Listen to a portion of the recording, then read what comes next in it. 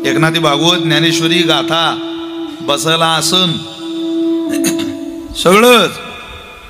आमच्या तर भजनाची सुरुवातच गजानन बाबाच्या टाळाने झाली.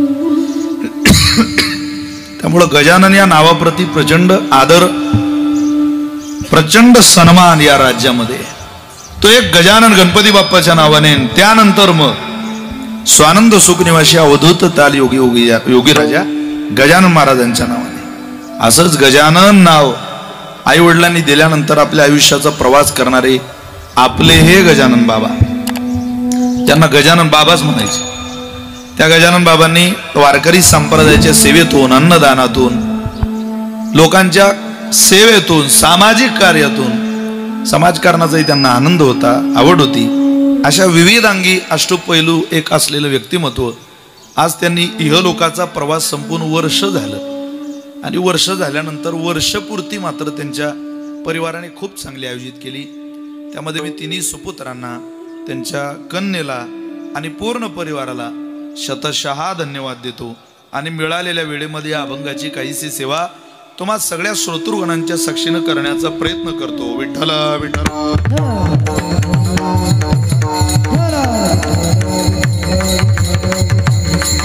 जगद्गुरु तुकोबरा या अभंगाच्या द्वारा भक्ताचा स्वधर्म काय आहे हे भक्ताला शिकवण्याचं, सांगण्याचं काम करत आहे.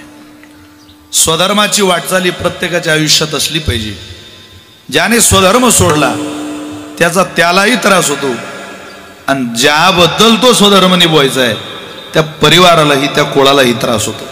पत्नीने स्वधर्म सोडला पतीला त्रास होईल, भक्ताने स्वधर्म सोडला भगवंताला त्रास होईल, राजाने स्वधर्म सोडला प्रजेला त्रास होईल, प्रजेने स्वधर्म सोडला राजाला त्रास होईल. सांगा आता किती कठीण काम आहे होते. म्हणजे सोनं जास्त झालं तर त्याचा वापर कुठं करावा, काय करा. जग फार प्रगल्भ झालं महाराज. म्हणजे आता दोन लोकांचा हात धरता येत नाही, एक पेंटर आणि दुसरा टेलर. या दोघांनी जे केलं ती फॅशन होऊन राहिली सध्या. टेलरने कसंही कपडा शिवू द्या ती फॅशन होते, आणि पेंटरने कसंही रंग मारू द्या ती फॅशन होते.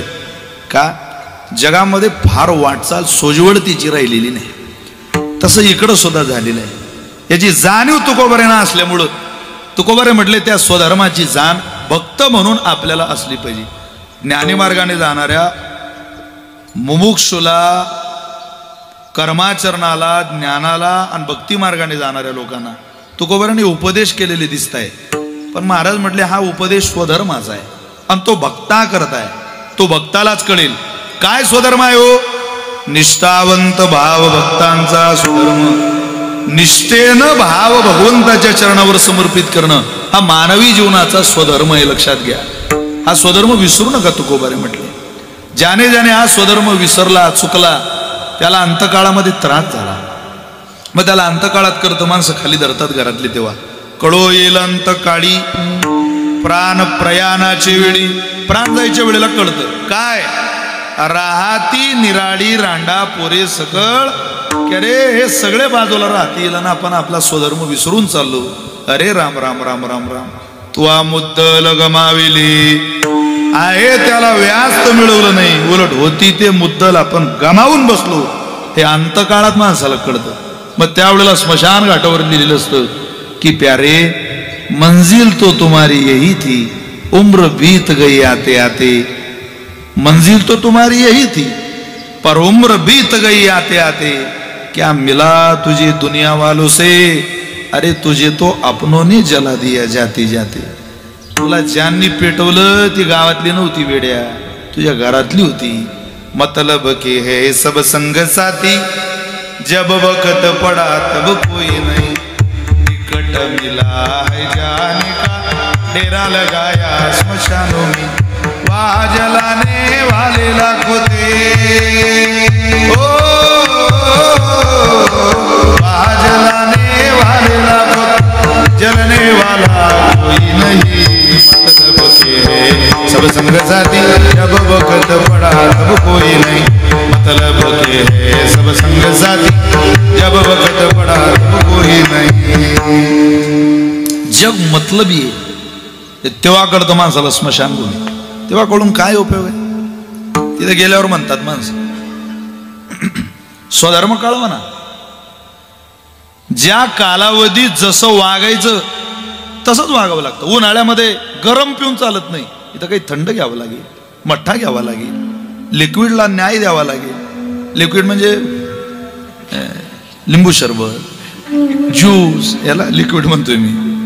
ताक पिलं पाहिजे या दिवसात. मला एक जण म्हणे उन्हाळ्यात थंड काय, कैरीचं पण, लिंबू सरबत, बर्फ. म्हटलं उन्हाळ्यात थंड किचन, त्याचं किचन थंड, त्याचा उन्हाळा चांगला. नाही तर तू किती थंड पेन ते गरम असली तर काय करता याला, ती गार पाहिजे, नाही तर नाही होत ते. सुखी जीवनाला चाकोरी लागते महाराज. ज्या घरात चाकोरी सोडून वागणाऱ्या महिला आहे, चाकोरी सोडून वागणारी मुलं आहे, चाकोरी सोडून वागणारी माणसं आहे, त्या घरात आनंद कधी नांदायला येत नाही. तुम्ही पहा, ज्या महिलांनी लाज नावाचा स्वधर्म सोडला त्या घरात सुख नाही. ज्या घरामध्ये संशयग्रस्त नजरेने जग एकमेकांकडे पाहतं त्या घरात सुख नाही. अरे 11 वाजता लोकलची ट्रेन पकडून नवरा घरी येतो आणि संशयाच्या नजरेने ही बाई त्याच्याकडे पाहतं, काय सुख असेल हो त्या घरात? दिवसभर काम करतो बिचारा आणि संशयाच्या नजरेने पाहते. 10 दिवस माहेरात राहिलेली बायको आहे आणि ती घरी आल्यावर येताना नवऱ्याचा डबाई घेऊन येतो, टिफिन घेऊन येते, माझ्या नवऱ्याच्या आवडीचे पदार्थ आहे. तरी हा दरवाजा उघडल्यानंतर त्या बाईकडे संशयाच्या भावनेने पाहतो. त्या घरात कधी सुख नांदत नाही. जिना आपला स्वधर्म जगण्याचा सोडला, ती पुरुष असो ती स्त्री असो, दोन्ही तटाक दोन्ही तीर आपले उद्ध्वस्त करून ठेवतात. आणि काही लोकांनी स्वधर्म सोडूनच सध्या वाटचाल चालू केली. अरे सकाळ देवाच्या नावानं होत नाही, काही काही बहादरांच्या घरात ज्ञानेश्वरीनं होत नाही, गाथ्यानं होत नाही, सकाळ होत नाही देवाच्या नावानं, भांडणानेच. आमच्या गावातले एका तात्या नावाचा माणूस रोज त्याची बायको 3दा भांडायची, त्याला 3दा बरं का, सकाळ दुपार संध्याकाळ 3 सांजा. आमच्या गुरुजींकडे आला म्हणे, बाबा ही खूपच भांडतो, घटस्फोटच घेतो म्हणे. त्यानं घटस्फोट घेतला, पण ती बाई एवढी जुलाल होती महाराज, त्या बाईनं तात्याचा घटस्फोट होता बरोबर 15 दिवसानं तात्याच्या शेजारीशी लग्न केलं. पण तात्याशी भांडायला आलीच. ती म्हणे तो नाही तर शेजारी, पण मी भांडीन तर तू अशीच. काय या बायांना स्वधर्म शिकवता? त्याला संस्कार लागतात मूळ स्वधर्म कळायला, कारण तो भक्तांचा आहे. भक्तांचा स्वधर्म, भक्ताला स्वधर्म शिकवावं लागत नाही, तो 8-8 पिढ्यांपासून रक्तात आहे. उपास नाही, रक्तातच हवी लागते महाराज. कला ही रक्तातच हवी लागते. तुम्ही पहा, गुणवत्ता आणि अनुवंशिकता या दोन्ही गोष्टीचा जवळून संबंध आला की समजावं या घरावर परमेश्वराची कृपा आहे. बाप हुशार आहे आणि पोरग बेअक्कल निघालं, तसं नाही. बापाकडूनची हुशारी पोरानं निदान 50% घ्यावी आणि नंतर त्याचं 50% डोकं वापरावं आणि पुढं चालत राहावं. काही घरात आहे शिकवावं लागत नाही. माशाच्या पिलाला पोहणं नाही शिकवावं लागत, ते जन्मालाच पाण्यात येतं. त्यामुळं जन्माला आल्या आल्या त्याच्या बापाला विश्वास असतो, हे पोहणार, ते माझ आहे. समुद्रात आलं तर समुद्रात पोहणार, डबक्यात आलं डबक्यात पोहणार, समुद्राच्या दिशेनं जाणार, पोहणार. तुम्ही त्याला कुठेही घाला. माशाला असंही गाव, विहिरीत पोहणारे मासे नदीत पोहू शकत नाही. तुम्ही कुठेही टाका त्याला, त्याचा स्वभाव आहे तो. त्याला माहिती आहे आपला स्वधर्म आहे, हा विसरून चालणार नाही, पण विसरता येत नाही. तशा आपल्याला मूळ सवयी लागून गेल्या या भौतिक सुखातल्या, की हेच सुख माझं आहे, हेच सुख माझं आहे. ते आपलं नसतं पण तेच माझं आहे. ते एका घरी चहा घ्यायला गेलो, त्या म्हातारीचा पोरगा असा हात जोडायचा, काय म्हणायचा, राम राम राम राम राम राम राम राम राम राम. पुढं कोणी असो नसो, राम राम राम राम. म्हटलं आजी काही तुझं पोरग भाविक आहे, कोणी आलं की राम राम म्हणते. ते बुढी म्हणे कोणी आलं की नाही तो कधी रामरामच म्हणत राहते. म्हटलं नशिबा नाही, तू खूप भाविक आहे तो. ते म्हणे तो भाविक नाही, तो जिल्हा परिषदला उभा होता आणि पडला, तेपासून असाच करून राहिला, राम राम राम राम राम राम. भुलले लोक जगणं एखाद्या सुखा करता माणसं पागल होऊ शकतात, देवा करता नाही. मूळ सवय जाऊन नाही राहिले लोकांच्या. मूळ सवय कशाला म्हणता, जी जातच नाही. एकदा लागली म्हणजे एका पोरीचं लग्न झालं, गरीब कुटुंबातली पोरगी श्रीमंत घराची सून झाली. तिला सवय होती, तिला कधी कोणी सांगितलं बाई पाणी आण, ती म्हणायची हा, दोन धुई हा, भांडी घास, हा झाडून काढ, हा. एक दिवस सासऱ्यानं ऐकले, ते म्हणत हा हा हा काय करून राहिली, होय म्हणायचा. काही सांगितलं की होय म्हणायचं, हा म्हणायचं नाही. काय म्हणायचं असेल, ती म्हणे होय. काय म्हणायचं असेल, होय. काय म्हणायचं असेल, होय. म्हणायचं असेल ना असं, म्हणे हा.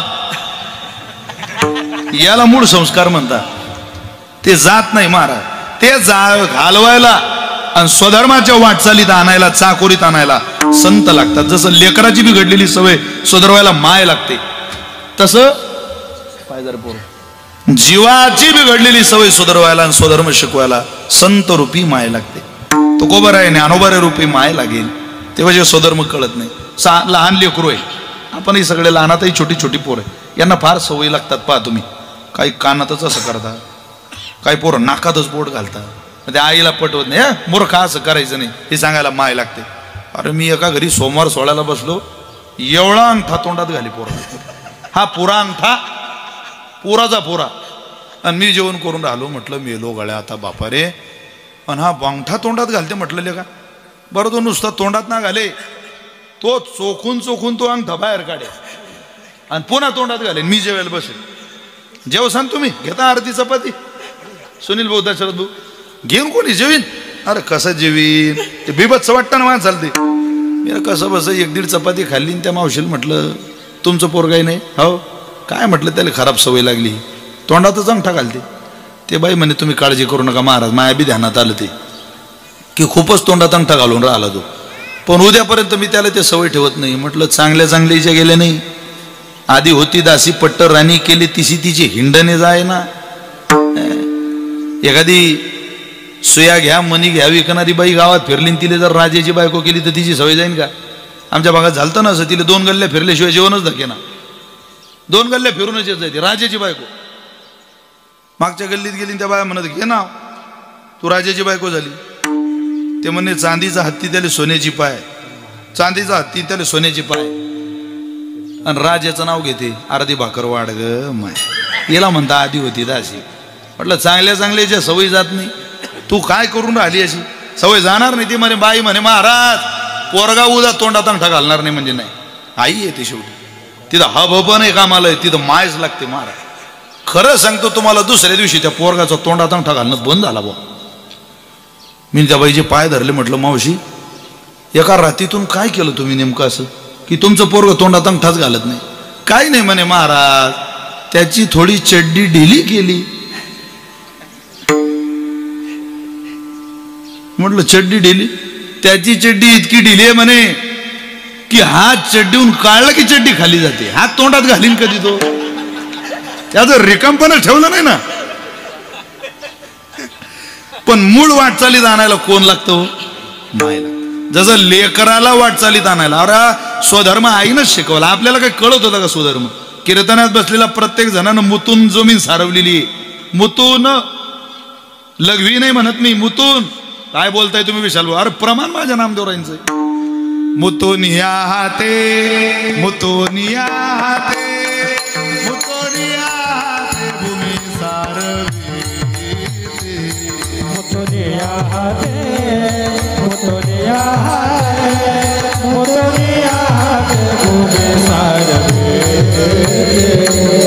मुतून या हाते भूमी सारवी, मुतून या हाते भूमी सारवी, मुतून या भूमी सारवी, सारवी, मोतोनिया भूमी सारवी, मुतोनिया भूमी सारवी, मुतोनिया भूमी सारवी, दुनिया भूमी सारवी, पोटाची पुसती दोघे बलराम कृष्ण, पोटाची पुसती दोघे बलराम कृष्ण, पोटाची पुसती दोघे बलराम कृष्ण.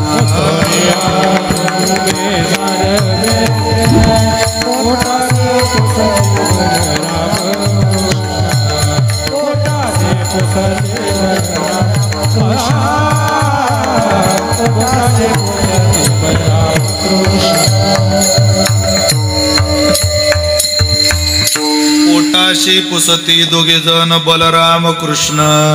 काय प्रमाण आहेत नामदेवरांचे, अत्यंत गोड. काय संतांची प्रज्ञा हे कळत नाही.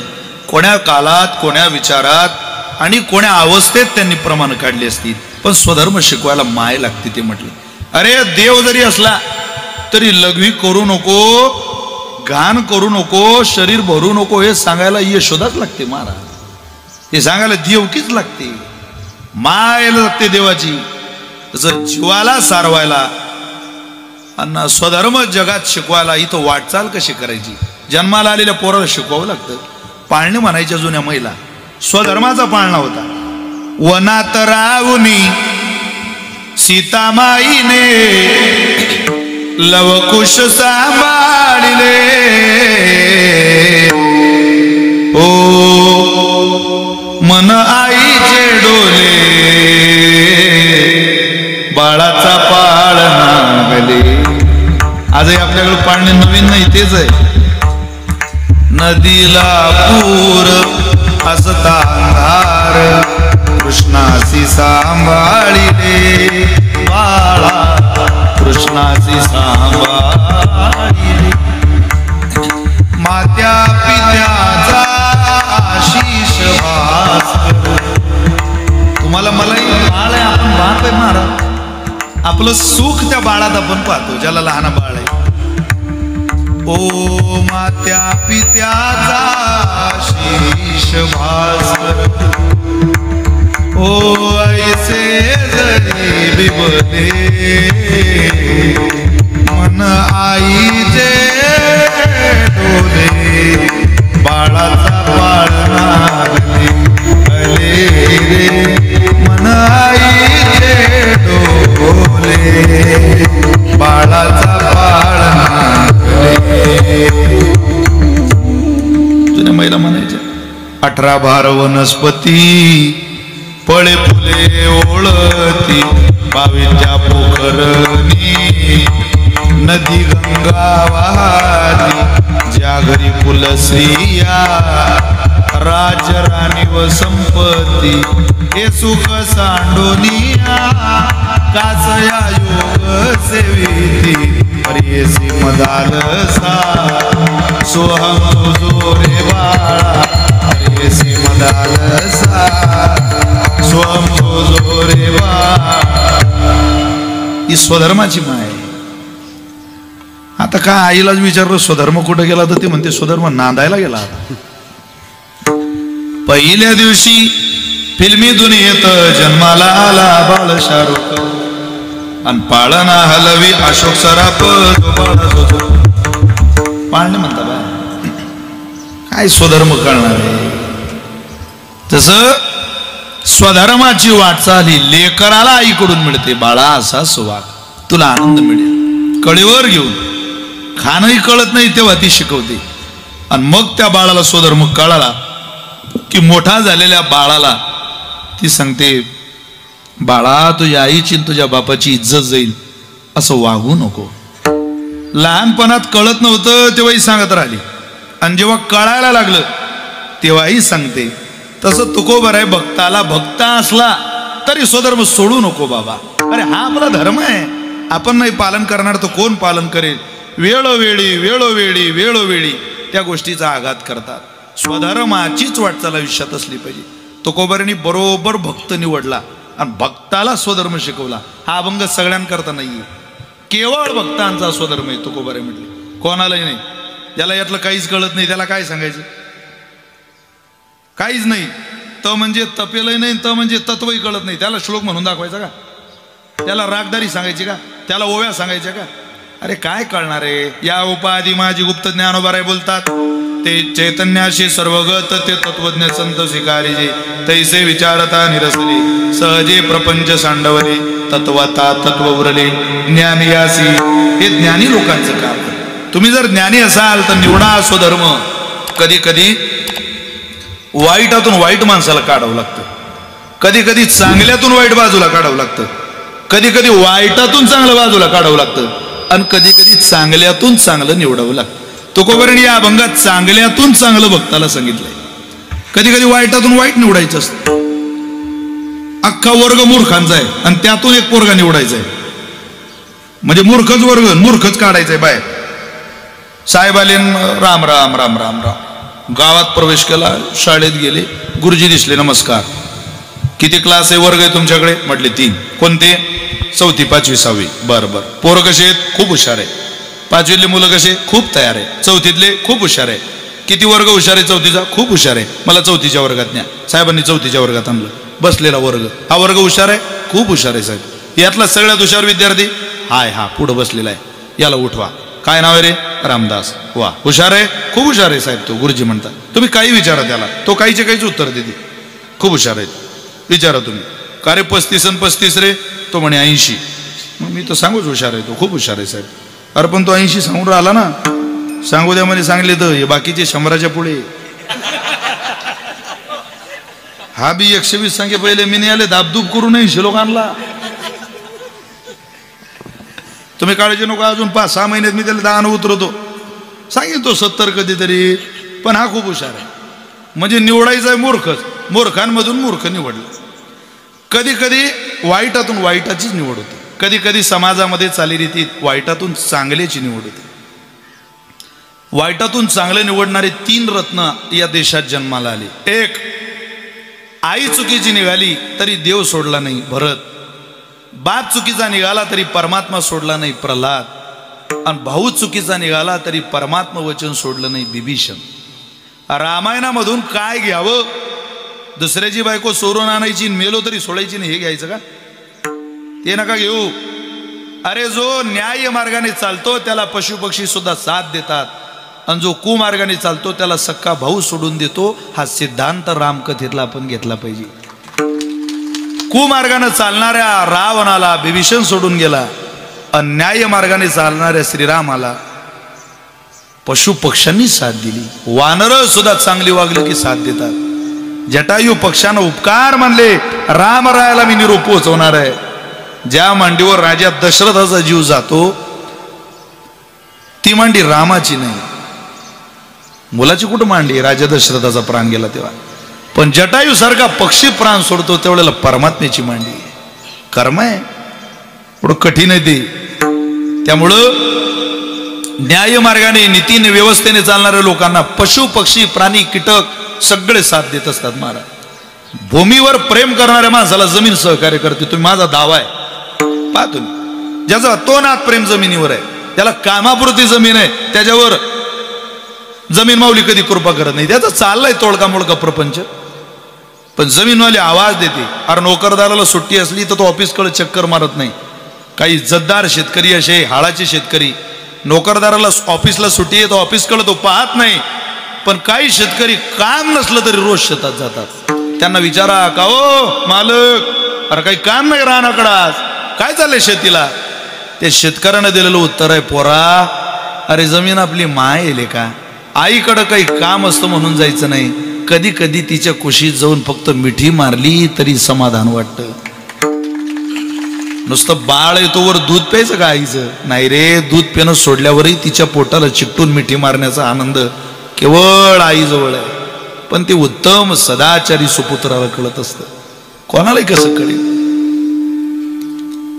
तसं महाराज म्हटले, वाईटातूनही चांगलं घेणारी मंडळी.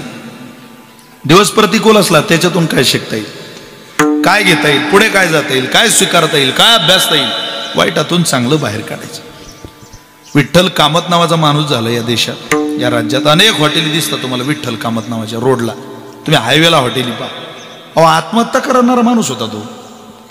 पुलावर गेलता उडी टाकायला, पिंपळगावकर पुलावर उडी टाकणार, कर्जबाजारी झाला होता. पण उडी टाकणार त्यावेळेला त्याच्या कानावर एक आवाज आला, 5 रुपयाची भाकरी. ओ 5 रुपयाची, घ्या घ्या घ्या, 5 रुपयाची भाकरी. लाजू नका दादा, 5 रुपये असतील तर द्या, नसतील तर पुन्हा कधीतरी या वाटेला गेल्यावर द्या. पण या रोडने उपाशी जाऊ नका. अरे 5 स्टार हॉटेलमध्ये शेकडो रुपये खर्च करून इतकं पोटभर जेवण होणार नाही तुमचं. एवढं जर्मनच्या पातेल्यातलं पिठलं आणि गरीबाच्या बाईनं हातावर थापलेली शुद्ध ज्वारीची भाकरी, गावरान दगडी ज्वारीची भाकरी घ्यावो दादा, घ्यावो दादा, असा हात जोडून ट्रकवाल्याला विनंती करणाऱ्या बाईचा आवाज त्या विठ्ठल कामत नावाच्या माणसानं ऐकला. आणि मरतोय आपण, माणूस असून मरतोय, ही बाई असून प्रपंच सांभाळते. मरण्याचा विचार बदलला आणि ती बाई जिथं 5 रुपयाची भाकरी विकायची त्या बाईला सांगितलं काही अंतरावर तुमचाही धंदा बुडणार नाही आणि माझाही धंदा चालेल, याकरता काही अंतरावर तुमचा आदर्श घेऊन एक हॉटेल चालू करतो. पिठलं भाकरीचं हॉटेल चालू केलं विठ्ठल कामत नावाच्या माणसानं. नावही विठ्ठल कामत दिलं. ते हॉटेल तालुक्यात फेमस झालं, रोडला प्रसिद्ध झालं, जिल्ह्यात फेमस झालं.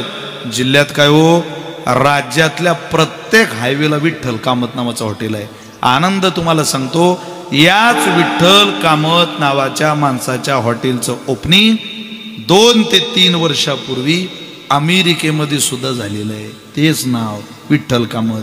मारायला गेलेला माणूस आहे, वेळ वाईट होती पण चांगलं घेऊन आले. थोडं कठीण असतं पण जी माणसं थकत नाही, जिद्द आहे, उमेद आहे, ती चालत राहतात. माझा भाऊ वाईट आहे ना, सोडून देऊ, रामप्रभूकडे जाऊ. वाईट वेळेतून सुद्धा चांगली वेळ साधू. 14 वर्ष अनुकूची दार दगडावर फिरणारे सीतामाईचे पाय, मखमलीच्या गादीवरचे पाय दगडावर गेले पण तरी तिनं संसार निर्माण केला. नाही तर लग्न विवाह हा जुगारच आहे. त्या जुगारात हारणाऱ्यांची संख्या जास्त आहे, जिंकणारे कमी आहेत. विवाह नावाच्या जुगारात फार थोडे लोक विवाहग्रस्त आश्रमामध्ये जिंकलेले, थोडे, नाही तर हारणाऱ्यांचं प्रमाण जास्त आहे. तुमचा माझा क्रमांक जर जिंकलेल्याच्या यादीत असेल तर पाठ थोपटून घ्या, कारण विवाहाच्या जुगारामध्ये जिंकण्याचं सौभाग्य देवाच्या बापाला सुद्धा भेटलेलं नाही. देवाचा बाप पत्नी चुकीची निघाली म्हणून रडतोय आणि तोच परमात्मा पत्नी सदाचारी निघाली मधून वनात सुद्धा नाशिक जिल्ह्यात पंचवटीत हसतोय. हे आश्चर्य आहे जीवनाचं. वाईट वेळेतून सुद्धा चांगला आनंद निर्माण करणारी या जगामध्ये अनेक माणसं आहे. वाईटातून वाईट, वाईटातून चांगलं, कधी कधी चांगल्यातून वाईट. निवडावे तन शेती करावी, शेती करावे, शेती करावे,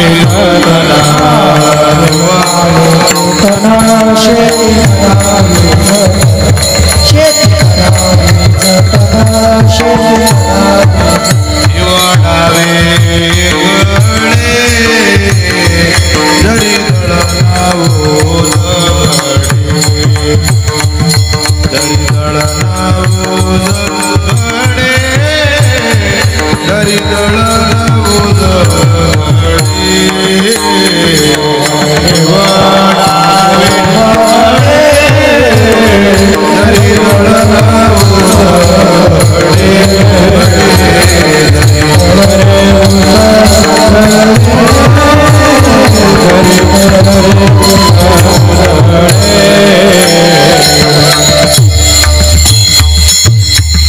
चांगल्यातून वाईट बाजूला करावं लागतं. वेळ शिकवते माणसाला. काय हो, दळण दळायला बसला, निसायला बसला तुम्ही महिलांनो, दळण आता गहू आपण आयते आणतो, सगळं खायचं आयतं आणतो, त्यामुळं निसण्याची पद्धत संपली. अहो बायकांना चष्मेच लागायचे नाही महाराज. का? डोळ्याला ताण आला पाहिजे म्हणतात कधीतरी. आपल्या डोळ्याला ताण येत नाही. आपण बारीक वस्तू नाही, फक्त मोठ्या मोठ्याच पाहतो. ते बारीक वस्तू, अहो जुन्या महिला अशा खडे, बरोबर काय त्यांचं बोट चालायची, बरोबरच धक्का लागला की पडत तो खडा त्या गव्हात दिसायचा नाही, ज्वारीत दिसायचा नाही. जुन्या महिलांना बरं का. आता ज्या पोरींना तुम्ही जर सांगितलं दळण नीस, आता परवा मला एक बाई बाजारात भेटली, तिच्या पोराचं लग्न झालं, सून घेऊन आली ती बाजारात, आणि बाजारात दर्शन घेतलं माझं. बाबा आले नाही तुम्ही? म्हटलं मला जमलं नाही बुवा. असू द्या असू द्या, ही आमची नवीन सून आहे. म्हटलं खूप शिकेल दिसतात ताई. हो म्हणे खूप शिकेल आहे. पण तुम्हाला कसं समजलं बाबा? म्हटलं खाली टमाटे ठेवले आणि टमाटेवर आलू ठेवले तेव्हाच माझ्या ध्यानात आलं की चांगली शिकेल आहे. तिला काही कळणार आहे ते दळण बिळण. आता जात नाही दळण नाही, ते आपण जुनं ऐकायचं. दळण दळीते सख्या श्री हरी, आळ चोरीचा माझ्या ओया गाऊनी स्वरात दासी जनीच्या घरा तिनं दळण दळावं जात्याच्या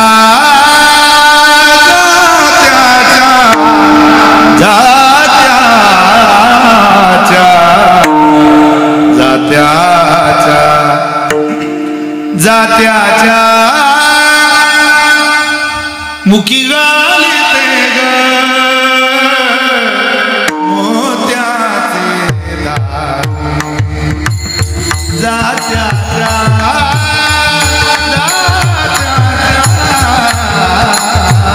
ओ जात्याच्या ओ जात्याच्या मुखी घालिते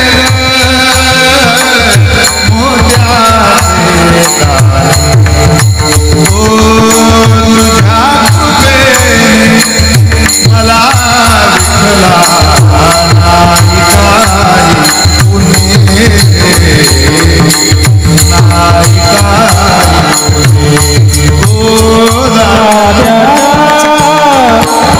विठला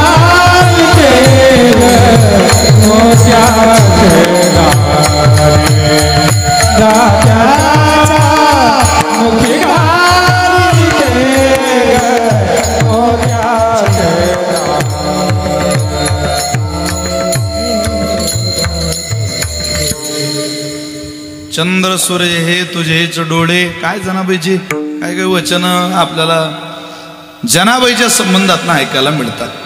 चला चांगल्यातून वाईट पण कधी कधी चांगल्यातून चांगलं निवडावं लागतं. त्यामध्ये भक्त म्हणून तुम्ही जर स्वतःला घेत असाल तर केवळ केवळ केवळ वाट्याला येईल तसं भजन वाट्याला येईल तसं सोयीचा परमार्थ तुकोबारे म्हटले तुम्ही करू नका. तुम्हाला जर तुमचा परमार्थ तुमची उपासना फलित व्हावी असं वाटत असेल तर चाकरीत केलेल्या गोष्टी आयुष्यात कधी वायाला जात नाही. तुकोबारे ती भक्ताची चाकोरी काय हो निष्ठावंत भाव ही भक्ताची चाकोरी आणि त्यानं या निष्ठेला या भावनेला निर्धार या शब्दात बांधावं आणि निर्धार करून आपलं भक्तत्व सिद्ध करावं. हा स्वधर्म शिकवण्याचं काम जगद्गुरु तुकोबार आहे. सेवेला निवडलेल्या अभंगाच्या पहिल्या चरणात निष्ठावंत भाव भक्ताचा स्वधर्म निष्ठावंत भाव भक्ताचा स्वधर्म निष्ठावंत भाव भक्ताचा स्वधर्म निष्ठावंत भाव भक्ताचा स्वधर्म निष्ठावंत भाव भक्ताचा स्वधर्म निष्ठावंत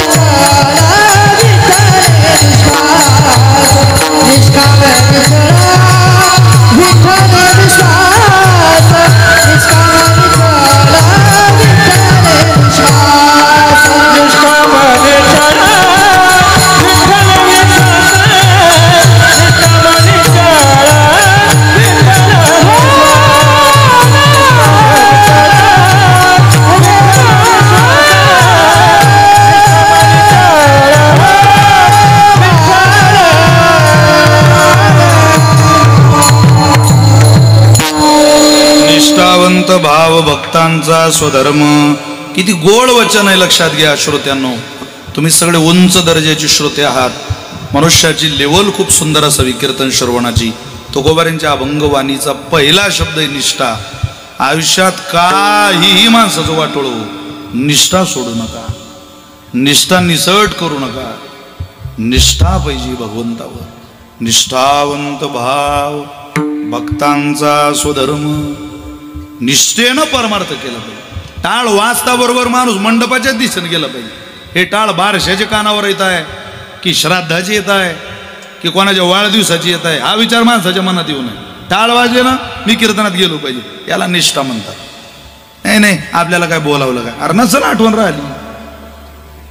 नाही नाही आपलं काय नाव होतं का पत्रिकेत, तर जागा नसेल पत्रिकेत, काय इतका ताण घेतोय. पण फोन तरी लागला नसेल. समजूत बदलावी लागते परमार्थामध्ये, तेव्हा निष्ठा टिकते. तशी निष्ठा टिकत नाही. निष्ठेनं पाचारण करावं आपल्याला. खरोखर जीवन यांचं निष्ठेनं भरलेलं आहे असं म्हणावं. आता आज गजानन बाबांबद्दल तुम्हाला सगळ्यांना आनंद वाटतोय की या माणसाने त्यांच्या जीवनातल्या ज्या अवस्था होत्या त्या साध्य केल्या. कोणत्या कोणत्या? अस्ति जायते वर्धते विपरिणमते अपक्षयते विनश्यती. या 6 अवस्था सांगितल्या श्रुतीमातेनं देहाच्या. हे थकणार आहे. अस्ति जायते वर्धते विपरिणमते अपक्षयते विनश्यती. म्हणजे हो अहो तरुण पोरगा भेटला की गावातले लोक भेटतात. काय बाळू, अरे काय खावडतो का नाही बुंदी? वयात आलेल्या पोरा तो म्हणतो मी अख्ख्या पिंपळगावला बुंदी खाऊ घालायला तयार आहे, पण योग तर येऊ द्या. काय अशी बुंदी घेऊन फिरू का? बार बार त्याचा योग आला की मग तो भेटतो, काका 26 तारखेला या. काय लग्न आहे? अरे वा जुळलं का तुझं? वा वा चांगलं झालं गड्या. लग्न झालं, 6 महिन्याने लग्न झालेला भेटला. बाळू अरे काय पेळा? तो म्हणे बुंदी जिरू तर दे. 6 महिने झाले बुंदी खाल्ली, लगेच 6 महिन्यात पेळा असतो का? पेळ्याला निदान 9 महिन्याचा कालावधी लागतो ना येड्या, की तुला तेही कळत नाही. मग तो म्हणतो काका आहे आहे अस्ति आहे. बरं बरं पोरगा झाला की भेटतो, काका पेढा घ्या. काय जायते? पोरगा आलं जन्माला. अरे वा वा. 3ऱ्या वाढदिवसाला त्यानं विशाल महाराज खोलेंचं कीर्तन ठेवलं. आणि तो गिऱ्हाईक ते विचारणारा कीर्तनाला आला.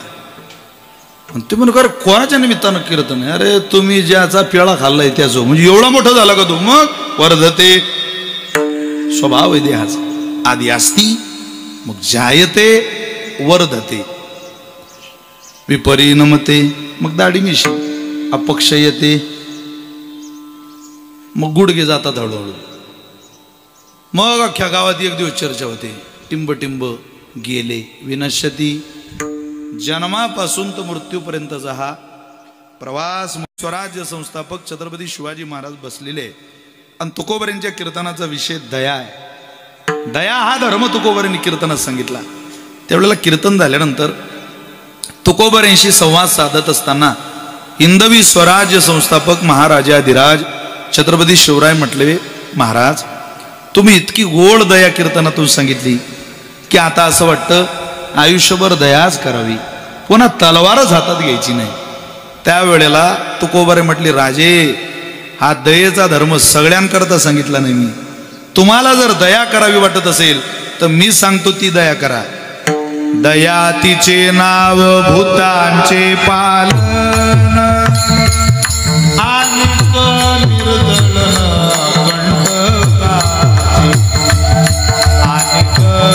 निर्दलन कंटकाचे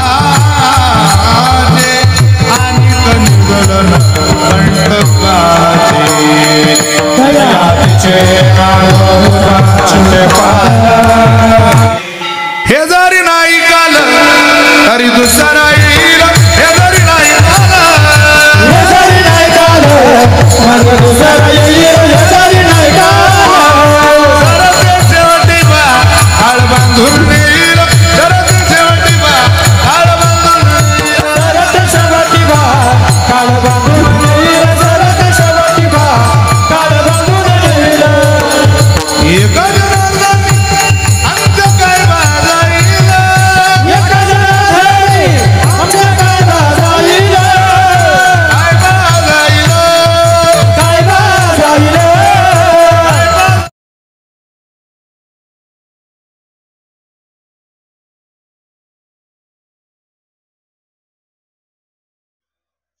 इंदुरेकर महाराज कीर्तन, आपले कीर्तन इंदुरेकर महाराजांचे कीर्तन.